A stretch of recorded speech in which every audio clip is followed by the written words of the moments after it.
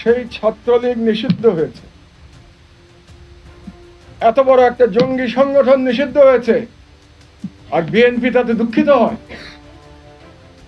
BNP বলে যে এই নিষিদ্ধ করা ঠিক হয় নাই, কারণ এই নিষিদ্ধ হলে নাকি পরে তাদেরকেও নিষিদ্ধ করা হবে। যে নেতারা বিএনপির এসব কথা বলেন তারা নিজেদেরকে এত নিচে নামান কি করে? তারা মনে করেন কি করে যে বিএনপি ছাত্রলীগের মতো একটা দানব হয়ে যাবে? নিজের দল সম্পর্কে এত ক্ষুদ্র ধারণা বিএনপির নেতারা পোষণ করেন কি করে? তাদের তো সাধুবাদ দেওয়া উচিত ছিল এই সরকার। এই সরকার 2.5 মাসের সরকার। আমি অনেক সমালোচনা করি এই সরকারের, যে এই সরকার বিপ্লবের স্পিরিট ধারণ করতে পারছে না, আকাঙ্ক্ষা ধারণ করতে পারছে না। তারপরেও এই সরকার যে ভালো কাজ কয়েকটি করেছে, তার মধ্যে একটি ভালো কাজ জঙ্গি সংগঠন ছাত্রলীগকে নিষিদ্ধ করা। সেই নিষিদ্ধ করার জন্য আপনাদের উচিত ছিল সব রাজনীতিবিদদের এক বাক্যে এই সরকারকে সাধুবাদ জানানো। কোন অধিকার বলে আপনারা সেই ভালো কাজটিকে প্রশ্নবিদ্ধ করতে চান? শুধু বিএনপিকেও না, আমি জামাতকেও প্রশ্ন করতে চাই, কেন আপনারা মন খুলে সাধুবাদ জানান না এই সরকারকে এই কাজ করার জন্য? কোথায় আপনাদের আশঙ্কা?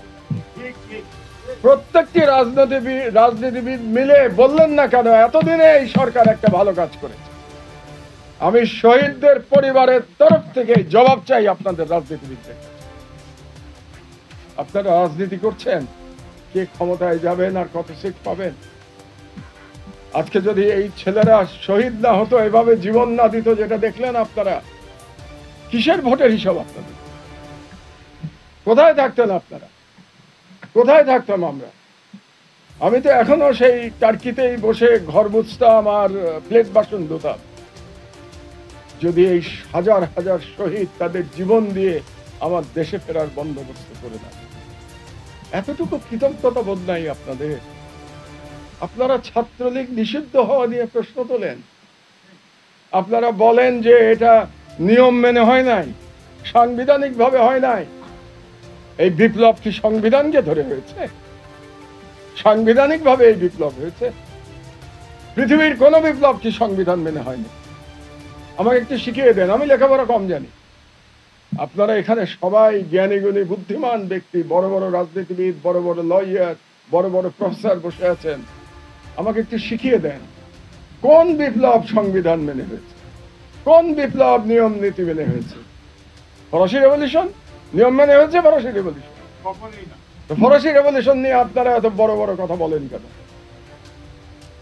ইরানের ইসলামিক রেভলিউশন নিয়ম মেনে হয়েছে, ইসলামিক রেভলিউশন। কিউবার রেভলিউশন নিয়ম মেনে হয়েছে। চে গুয়েভারা যে সারা পৃথিবীতে বিপ্লবের এক ধরনের আইকন হয়ে গিয়েছিলেন, তিনি নিয়ম মেনেছিলেন চে গুয়েভারা। আমাদেরকে নিয়ম মানতে হবে, আমাদেরকে সাংবিধানিক পথায় নাকি চলতে হবে? আমি অবাক হয়ে যাই। তাহলে কি আমরা ধরে নেব যে এই জঙ্গি ছাত্রলীগের হাতে বিএনপি অত্যাচারিত হয় নাই? যদি আপনারা অত্যাচারিত হতেন তাহলে ছাত্রলীগ নিষিদ্ধ নিয়ে আপনারা কিভাবে প্রশ্ন তুলতে পারেন? আমি বুঝতে পারি না কিভাবে আপনাদের মধ্যে কিভাবে এটা নিয়ে আলোচনা হতে পারে যে ছাত্রলীগ নিষিদ্ধ। এটা তো পরের দিন সব দল মিলে আনন্দ মিছিল হওয়া উচিত ছিল। আমাদের দুর্ভাগ্য, আমরা কি আসলেই স্বাধীনতার জন্য যোগ্য জাতি? আমরা কি আসলেই এই শহীদদের মর্যাদা দিতে পারবো? যাদেরকে এতক্ষণ আপনাদেরকে দেখালাম, এটা দেখিয়েছি আপনাদের বিবেক জাগ্রত করবে। কারণ আমাদের বিবেক বড় তাড়াতাড়ি মরে যায়, এত তাড়াতাড়ি বিবেক মরে যায়। আপনারা ভুলে যান এই পরিবারদের কি অবস্থায় তারা চলছে, আপনারা খবর রাখেন।